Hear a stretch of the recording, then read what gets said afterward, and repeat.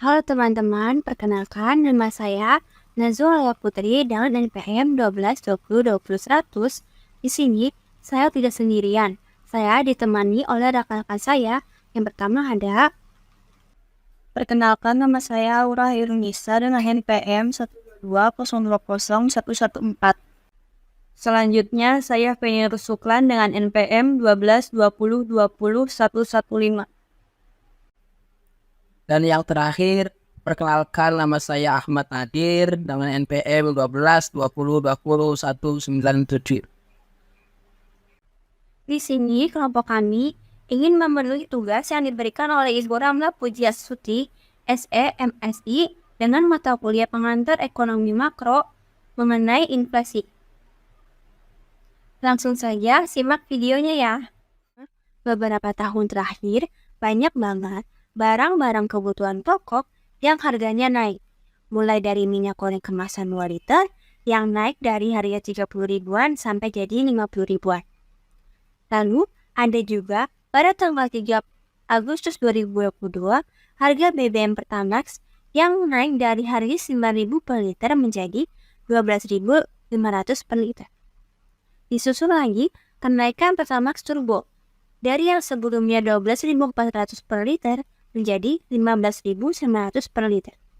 Sementara itu, harga Dexlite dibanderol 16.350 per liter dari sebelumnya 14.350 per liter.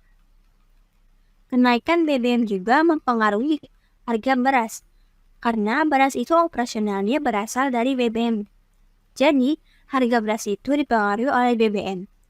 Adapun data pada tanggal 24 November 2022 dibandingkan dengan 24 November 2023, beras medium naik 24,77% dari harga 10.900 menjadi 13.600 per kilonya. Sedangkan beras premium naik 17,83% dari harga 12.900 menjadi 15.200 per kilo. Selain itu juga, tarif dasar listrik rumah tangga berdaya 3.500 ke atas mengalami kenaikan. Dari sisi barang konsumsi, kita bisa lihat kenaikan gratis harga cabai dan juga harga produk-produk kedelai. Harga cabai yang tadinya sebelum pandemi cuma 30 ribuan per kilo, sekarang di beberapa daerah Indonesia ada yang sudah tembus 200 ribu per kilo. Belum lagi kenaikan harga-harga komoditas lain yang pakai kedelai sebagai bahan baku utama, seperti tahu tempe dan juga kecap. Ada juga kenaikan harga daging ayam, daging sapi, telur, sampai bumbu dapur ikutan naik. Dan ternyata fenomena tingginya inflasi atau kenaikan harga barang dan jasa ini tidak terjadi di Indonesia saja, tetapi banyak negara di dunia mengalami inflasi. Sepanjang tahun 2022, di bulan Juni yang lalu tercatat inflasi di Amerika mencapai 9,1%, di India 7%, Singapura 5,6%, dan Inggris yang tembus 9,4%.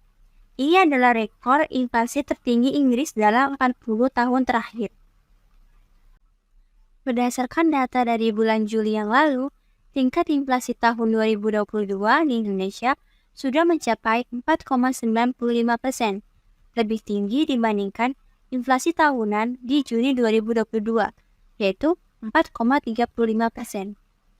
Angka 4,95% ingin menunjukkan kenaikan harga barang-barang di Indonesia tergolong cukup tinggi dan melampaui target inflasi dari Bank Indonesia, yang dimana umum inflasi di Indonesia pada tahun-tahun yang lalu ada di angka 3% saja. Sementara target inflasi dari Bank Indonesia di tahun 2022 ini adalah maksimal 3%. Nah, mungkin sekarang apa sih yang menyebabkan terjadinya kenaikan harga barang-barang pokok di berbagai dunia? Ini kalau misalkan ditelusuri lebih dalam, sebetulnya setiap komoditas punya ceritanya sendiri. Kenapa sih harganya bisa naik? Misalkan, harga BBM naik karena pasokan supply yang terbatas. akibat konflik Rusia dan Ukraina. Sementara itu, permintaan BBM meningkat seiring dengan pemulihan ekonomi pasca pandemi. Akibatnya, harga minyak dunia naik sampai $100 per barel. Untuk kenaikan harga cabai, pemicunya itu adalah krisis pasokan yang terjadi karena berkurangnya jumlah petani cabai dan juga perubahan kondisi tanah yang semakin tidak kondusif. Sementara permintaan cabai cenderung meningkat karena industri kuliner mulai bangkit setelah pandemi mulai reda. Untuk kenaikan harga daging sapi, penyebabnya karena adanya wabah PMK yang membuat pasokan daging sapi berkurang, sementara permintaan daging sapi malah naik gratis pasca Idul Adha. Sampai di sini, kita bisa melihat jika semua punya ceritanya sendiri. Tetapi, jika ingin disederhanakan, sebagai penyebab dari kenaikan harga ini, umumnya dipicu akibat pasokan barang yang terganggu karena faktor tertentu, entah itu faktor politik, iklim, ataupun wabah. Sementara permintaan terhadap komoditas itu tetap sama atau bahkan meningkat setelah pandemi mulai terkendali. Jadi, mulai banyak kebutuhan yang harus dikeluarkan, tapi pasokannya sedikit. Jadi, tidak seimbang antara barang yang harus dikeluarkan oleh kebutuhan dengan barang yang dihasilkan, maka terjadilah inflasi. Mungkin itu saja penjelasan inflasi dari saya. Kurang lebihnya mohon maaf dan sampai jumpa.